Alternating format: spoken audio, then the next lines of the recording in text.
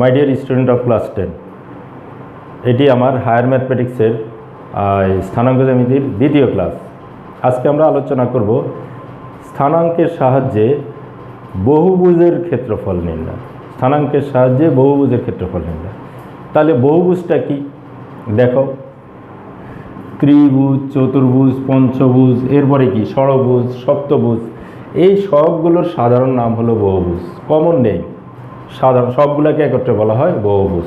তাহলে ত্রিভুজ কিন্তু একটি বহুভুজ, চতুর্ভুজ একটি বহুভুজ, এইভাবে এই সবগুলোই বহুভুজ।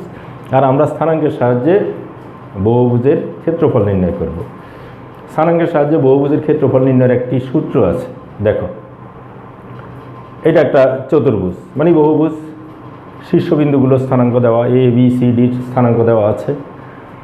এই স্থানাঙ্কগুলো ইউজ করে এটার ক্ষেত্রফল আমরা বের করব। এটার সূত্র হলো হাফ। এই চিহ্নটাকে আমরা অনেকেই ভুল করে মডুলাস বলি, নির্ণায়ক বলি। এটা মডুলাস, নির্ণায়ক কোনোটাই না, এটা গাণিতিক একটা কাঠামো বলতে পারো। এটা নতুনভাবে তোমাদের বইতেই দেওয়া হয়েছে। যাক, এটা মডুলাস না।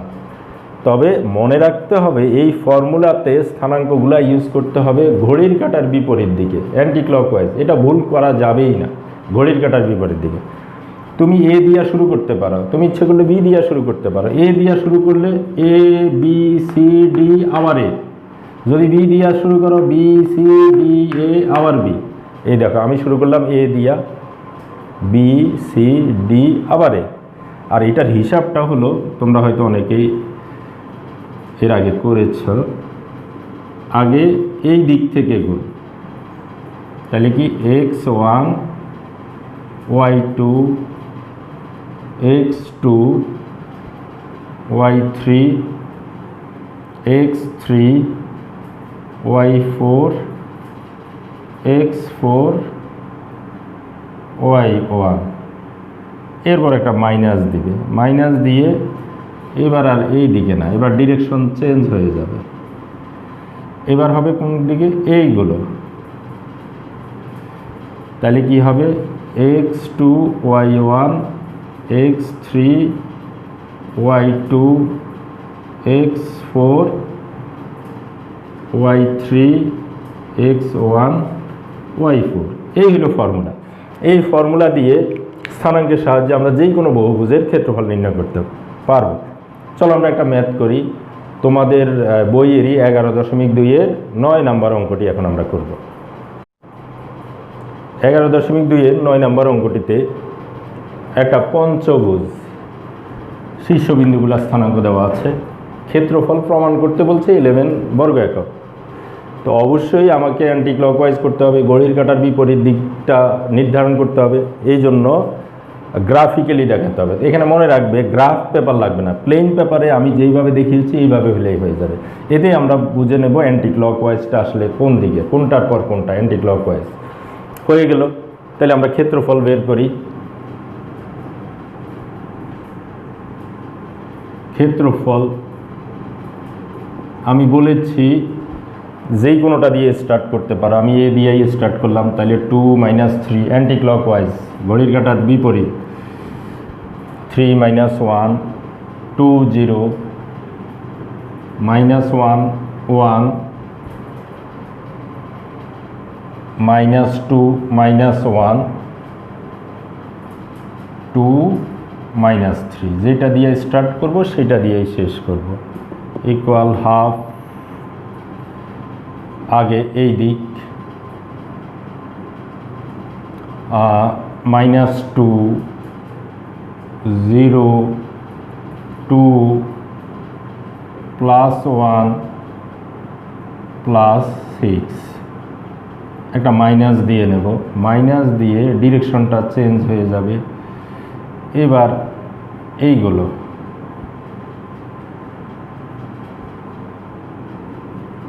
-9 -2 -0 -2 -2 হাফ 7 2 2 কাটা 7 এখানে -15 মাইনাস হচ্ছে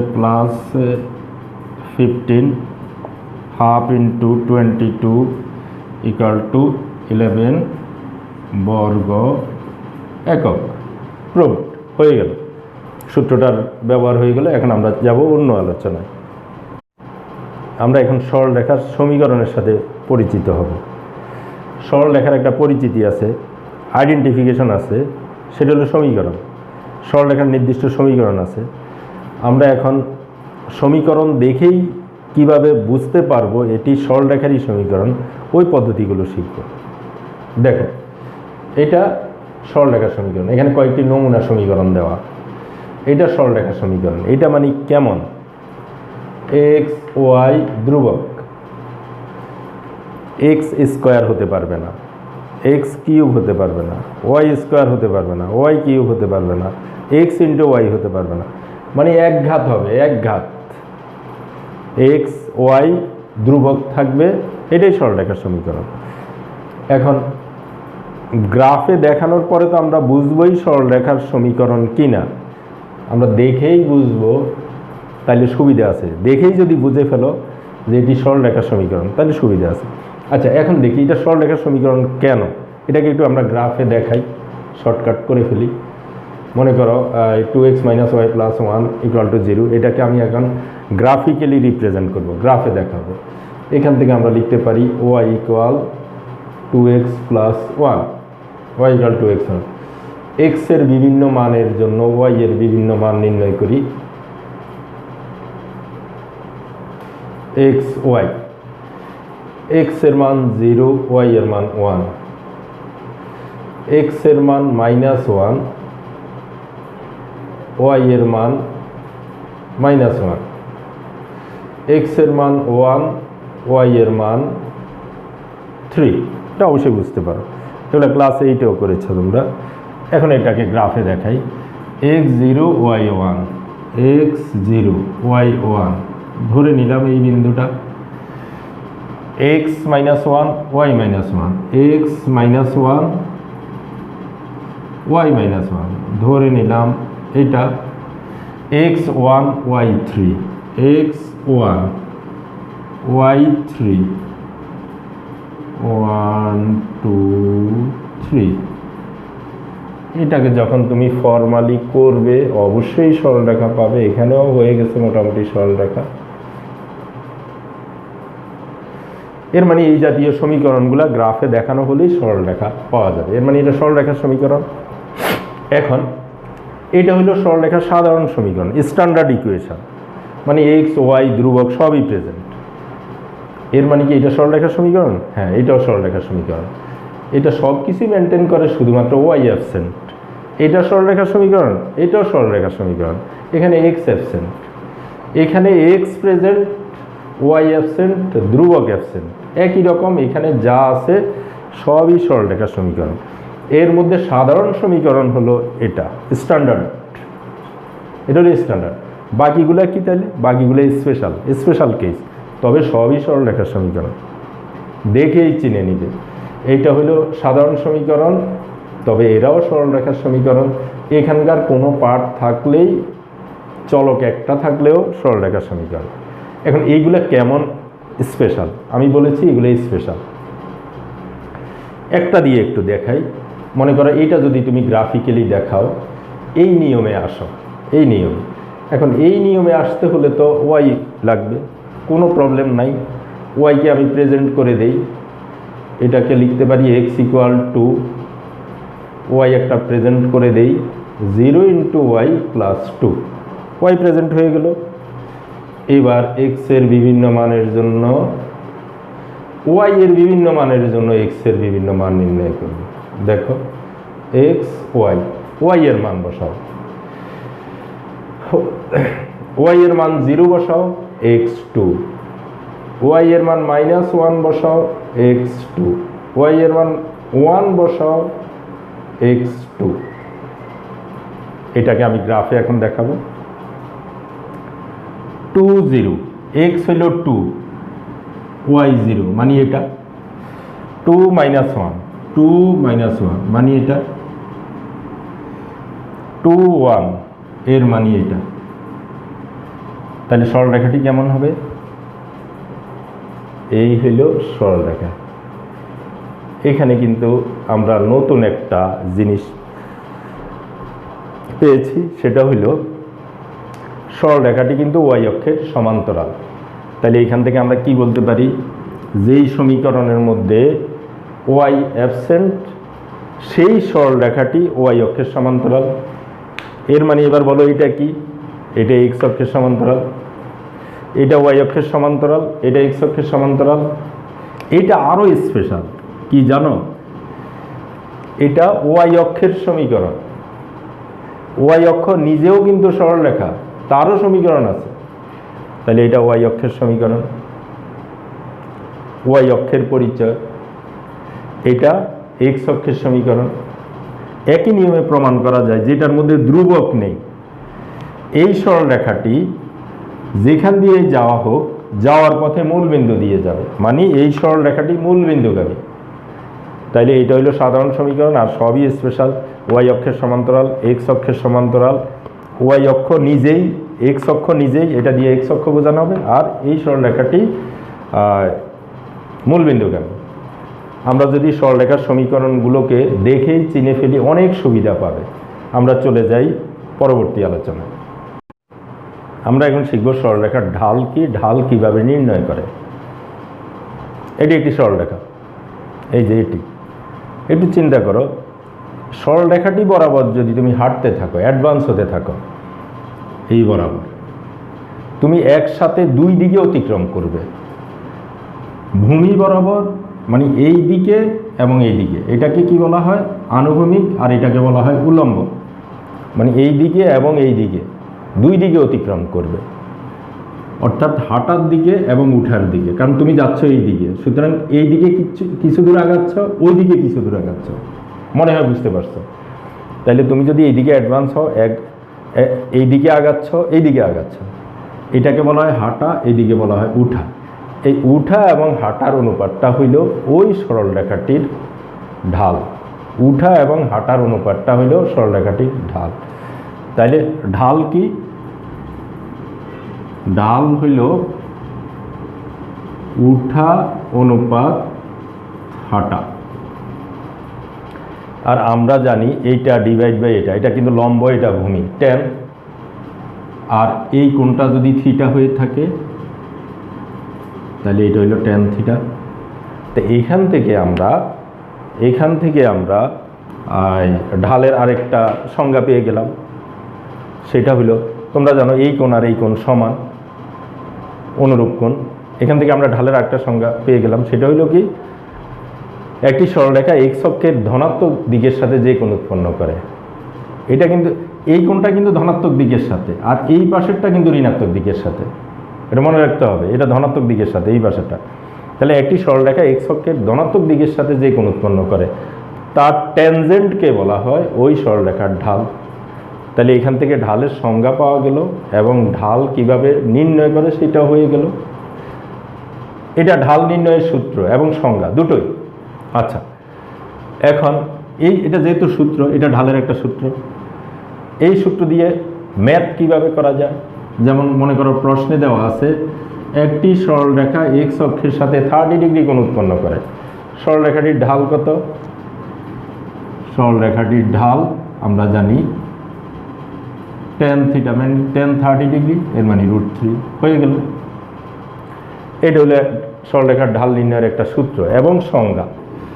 সরলরেখার ঢাল নির্ণয়ের আরেকটি সূত্র, সরলরেখার ঢাল নির্ণয়ের আরেকটি সূত্র আমরা জানি, এটি একটি সরলরেখা এবং এই সরলরেখার উপর অসংখ্য বিন্দু, সেই অসংখ্য বিন্দুর প্রত্যেকের আলাদা আলাদা পরিচয়, মানে স্থানাঙ্ক। সেই অসংখ্য বিন্দুর মাত্র দুইটি বিন্দুর স্থানাঙ্ক যদি তুমি জানো, মনে করো একটা বিন্দু হইল x1 y1, আরেকটা বিন্দু হইল x2 y2। আমি আবার বলি, সরলরেখাটির উপর অসংখ্য বিন্দু, সেই অসংখ্য বিন্দুর মধ্যে মাত্র দুইটি বিন্দুর স্থানাঙ্ক তুমি জানো, একটি হলো x1 y1, একটি হলো x2 y2। এই দুই বিন্দুর স্থানাঙ্ক ইউজ করে তুমি ঢাল বের করতে পারতেছ। ঢাল equal to y1 minus y2 divide by x1 minus x2। তাইলে দুই বিন্দু ইউজ করে ঢাল নির্ণয়ের সূত্র। এখন মনে করো সরলরেখাটির উপর যেহেতু অসংখ্য বিন্দু, তুমি 2 বিন্দু ইউজ করে ঢাল বের করলে, আরেকজন অন্য 2 বিন্দু ইউজ করে ঢাল বের করলো, ওই সরলরেখাটির উপরে দুইজনের ঢাল সেম হবে। ঢাল নির্ণয়ের আরেকটি সূত্র, সেটা হলো সমীকরণ থেকে ঢাল নির্ণয়। মনে করো এইরকম একটা সরলরেখার সমীকরণ দেওয়া। এখন কথা হলো এটা কি সরলরেখার সমীকরণ? ইয়েস, সরলরেখার সমীকরণ। এক্স ওয়াই ধ্রুবক প্রেজেন্ট, সরলরেখার সমীকরণ। অবশ্য স্ট্যান্ডার্ড ফর্মে নাই, মানে সাধারণ আকৃতিতে নাই, কিন্তু সরলরেখার সমীকরণ। যদি সরলরেখার সমীকরণ এটা হয়ে থাকে তাহলে ঢাল হইল এম। তাহলে এখান থেকে ঢালের সংজ্ঞা শিখেছ এবং ঢাল নির্ণয়ের 3টা সূত্র শিখেছ। এখন এই সূত্রের সাহায্যে ঢাল কিভাবে বের করবে? মনে করো 2x - 5y + 3 = 0, কারণ আমি বলেছি সমীকরণ থেকে ঢাল বের করা যায়। তাহলে এই সমীকরণটা দেওয়া, এটা থেকে ঢাল কিভাবে বের করব? আসলে আগে সমীকরণটাকে এই আকৃতিতে নিতে হবে। এই আকৃতিতে নিয়ে যাই, দেখি 5y = 2x + 3, 5 দিয়ে ভাগ করে দাও, 2/5x 3/5, এই আকৃতি হয়ে গেল। y = mx + c, তাহলে ঢাল কি 1/5। তাইলে একটা সরলরেখার সমীকরণ দেওয়া থাকলে এই সূত্রের সাহায্যে আমরা ঢাল বের করতে পারি। এই সূত্রটা আরও শর্টকাট আমরা বলতে পারি, সেটা কি? এক্স এর সহগ ডিভাইড বাই ওয়াই এর সহগ। ওয়াই এর সহগ কিন্তু একটা মাইনাস আছে আর একটা এক্সট্রা মাইনাস, এটাই ঢাল।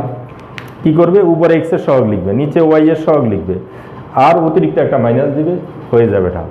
এটা হলো ঢাল নির্ণয়ের সূত্র। তো এখান থেকে কি কি শিখলে?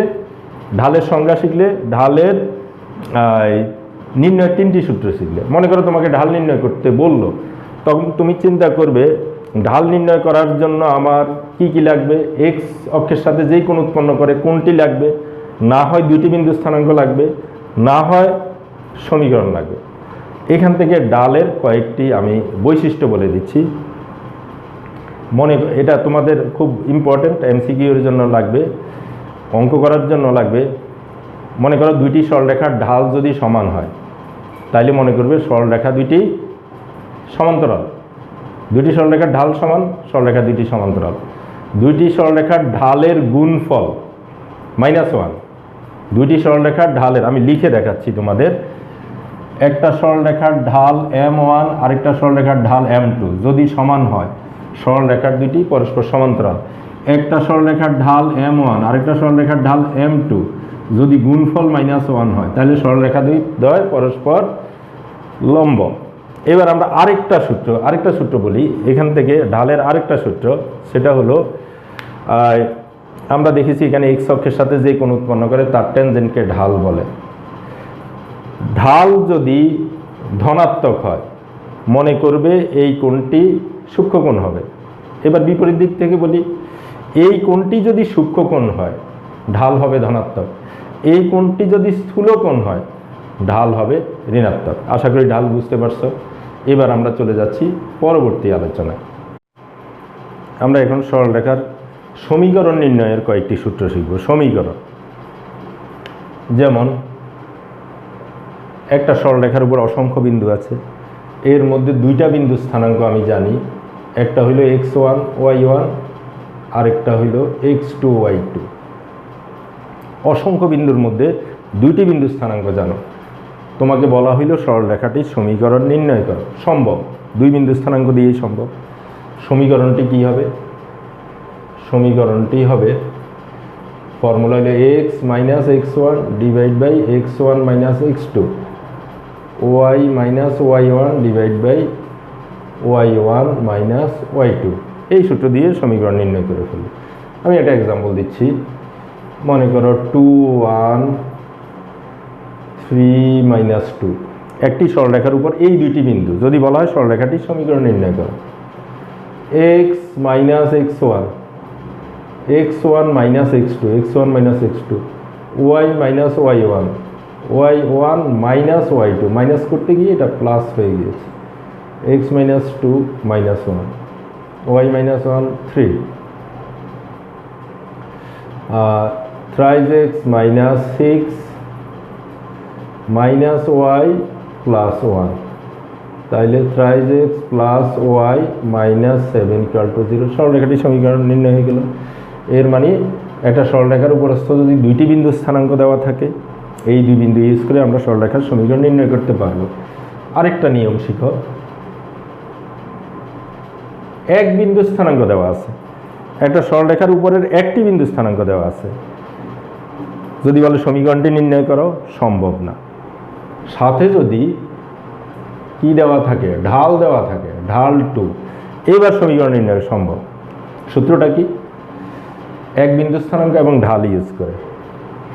সূত্রটা হইল ওয়াই, মনে করো ঢাল এম, ধরে নিলাম ঢাল M, Y minus Y one equal to M into X minus X one. এই সূত্র দিয়ে সমীকরণ নির্ণয় হয়ে যাবে। তাহলে এটা সমীকরণ নির্ণয়ের আরেকটি সূত্র।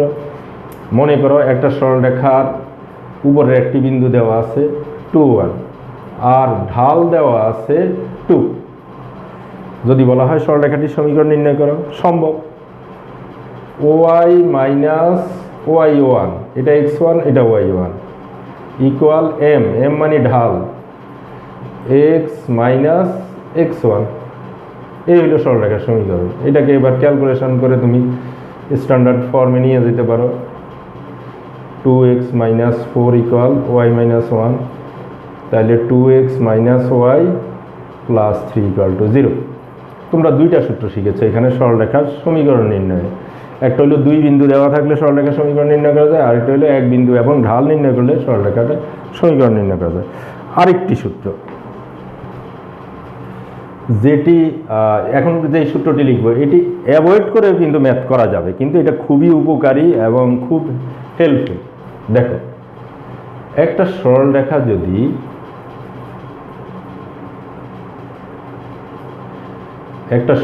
যদি এটা এক্স অক্ষ, এটা ওয়াই অক্ষ, একটা সরলরেখা যদি এক্স অক্ষকে A0 বিন্দুতে আর ওয়াই অক্ষকে 0B বিন্দুতে ছেদ করে, এক্স অক্ষকে A0 আর ওয়াই অক্ষকে 0B ছেদ করে, সরলরেখাটির সমীকরণ হইল x/a প্লাস y/b ইকুয়াল 1। এটা হলো একটা সূত্র। ঠিক উল্টা দিক থেকে বলি, একটি সরলরেখার সমীকরণ যদি এটি হয়, এখান থেকে আমরা বুঝতে পারি সরলরেখাটি এক্স অক্ষকে A0 এবং ওয়াই অক্ষকে 0B বিন্দুতে ছেদ করে। দেখো, যদি তোমাকে, দেখো কেমন হেল্পফুল, যদি বলা হয় 2x plus 3y equal to 6, সরলরেখাটি এক্স অক্ষকে এবং ওয়াই অক্ষকে কোন বিন্দুতে ছেদ করে বের করো। দুইটা বিন্দু বের করতে হবে, খেয়াল করছো? দুইটা বিন্দু। দেখো, আমরা যদি উভয় পক্ষকে 6 দিয়ে ভাগ করে দিই, কি হয়? x/3 plus y/2 equal 1। এটার সাথে যদি আমি কম্পেয়ার করি, এই সরলরেখাটি এক্স অক্ষকে 3, 0 আর ওয়াই অক্ষকে 0, 2 বিন্দুতে শেষ করে। আশা করি বুঝতে পারছো।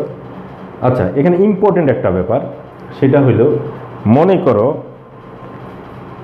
যেটা তোমার অনেক ম্যাক্সিমাম ম্যাথ করতে কাজে লাগবে, সেটা হলো x minus Y plus 1 equal to 0, অবশ্যই সরলরেখার সমীকরণ। x plus 2y minus 5 equal to 0, অবশ্যই সরলরেখার সমীকরণ। যদি বলা হয় এই সরলরেখা দুটি যেই বিন্দুতে ছেদ করে ওই বিন্দু স্থানাঙ্ক নির্ণয় করো, এটা তোমার সব সময় কাজে লাগবে। ছেদ বিন্দু বের করতে হবে, ছেদ বিন্দু।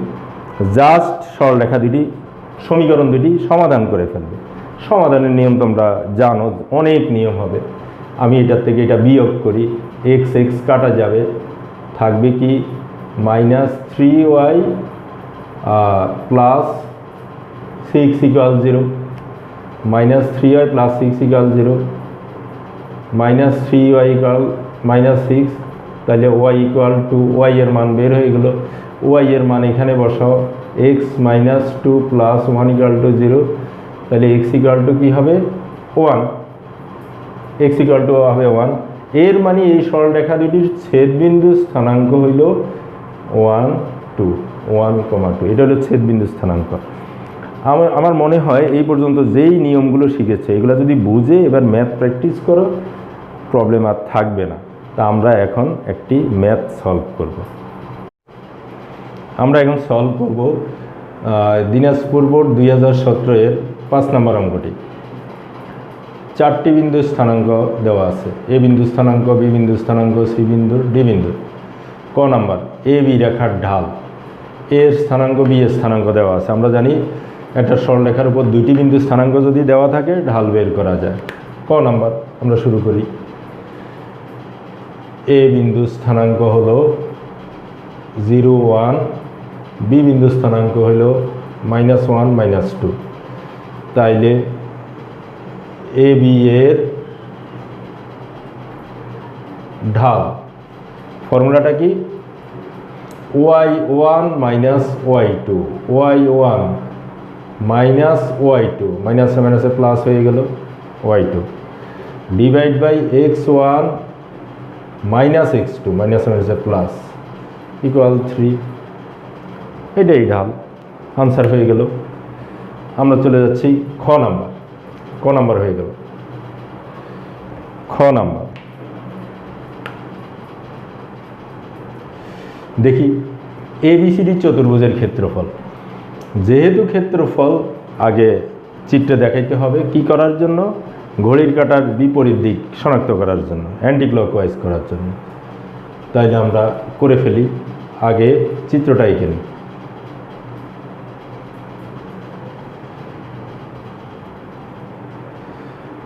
প্লেন পেপারে করলেই হয়ে যাবে।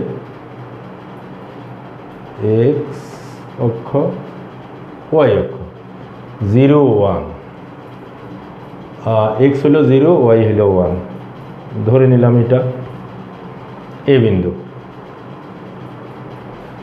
বি বিন্দু -1 - 2, -1 - 2, -1 - 2। এ বিন্দু ছিল 0 1। সি বিন্দু 2 - 3, সি বিন্দুটা হইল 2 - 3, 1 2 3। এটা হইল সি বিন্দু 2 - 3। ডি বিন্দু 3 0, ডি বিন্দুটা হইল 3 0, মানে এটা 3 0, ডি বিন্দুটা হইল 3 0। আমরা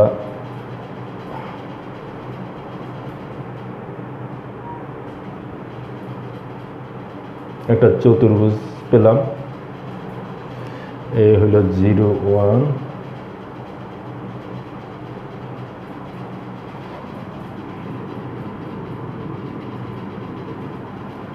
এটার ক্ষেত্রফল বের করি। তাইলে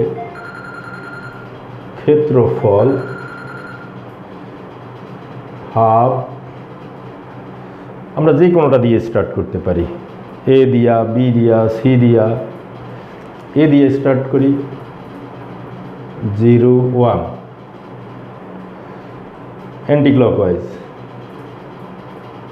-2, সরি, বি হইল -1 -2,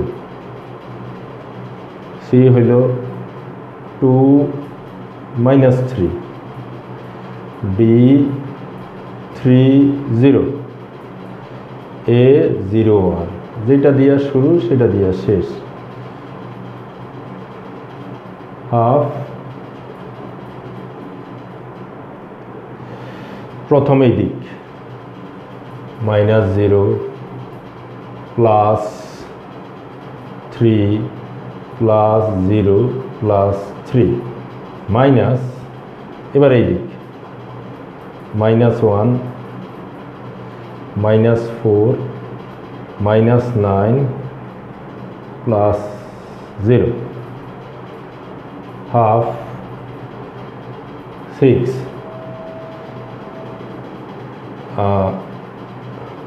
+14,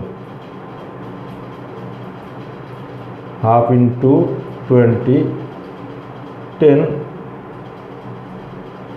বর্গ একক হয়ে গেল, 10 বর্গ একক। এখন আমরা চলে যাচ্ছি গ নাম্বার।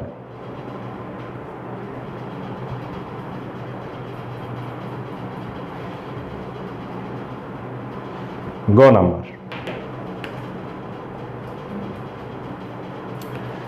এসি ও বিডি রেখার ছেদ বিন্দু। এর মানে এসি এর সমীকরণ লাগবে, বিডি এর সমীকরণ লাগবে, এসি এবং বিডি এর সমীকরণ লাগবে।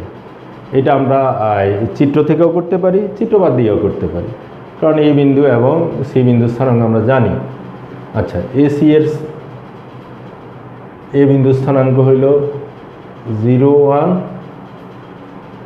সি বিন্দু স্থানাঙ্ক হইল হইল 2 - 3।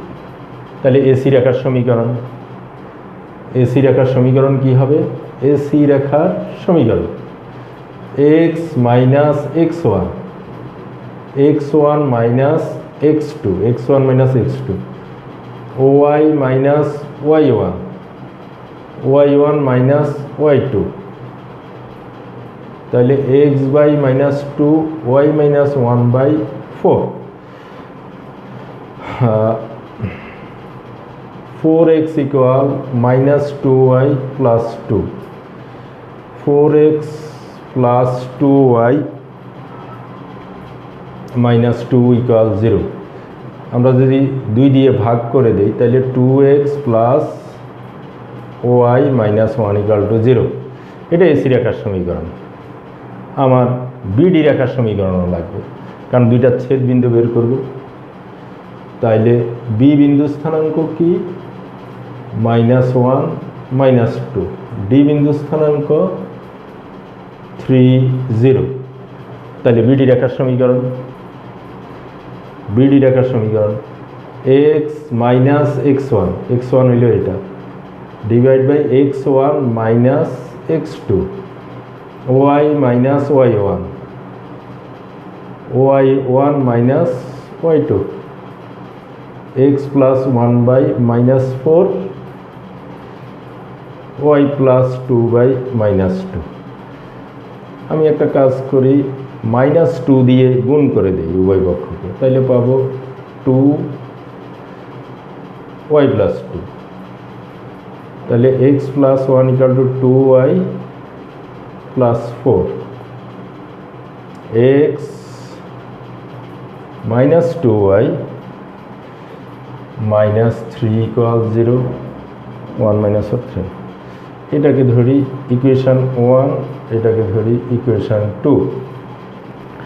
আমরা এই দুইটার ছেদবিন্দু স্থানাঙ্ক বের করব, তাহলে অবশ্যই এই দুইটা সমাধান করতে হবে।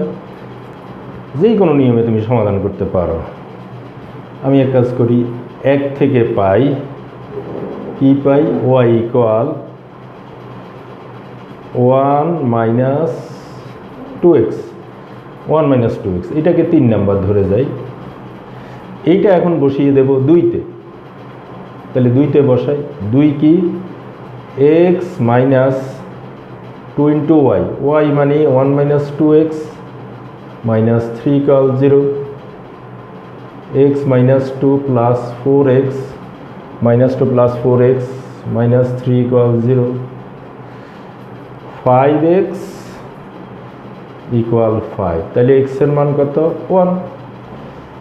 3-এ যদি আমি এই x এর মানটা বসাই দিই 1, তাহলে y এর মান কত হচ্ছে? 1 মাইনাস 2 ইকুয়াল মাইনাস 1। তাইলে সমাধান কত? x এর মান হইল 1, y এর মান হইল -1। তাইলে আমরা এখান থেকে কি বলতে পারি? সুতরাং এসি ও বিডি এর ছেদবিন্দু কি হবে? 1 - 1। শেষ। আমি এ পর্যন্ত 2টি ক্লাস নিলাম স্থানাঙ্ক জ্যামিতির উপরে। আশা করি বুঝতে পেরেছ। তেমন কিছু বাদ পড়ে নাই। এখন তুমি যদি অঙ্কগুলো প্র্যাকটিস করো, আশা করি পারবে। তেমন কোনো সমস্যা হওয়ার কথা না। আজকে এই পর্যন্তই। ভালো থাকবে। খোদা হাফেজ।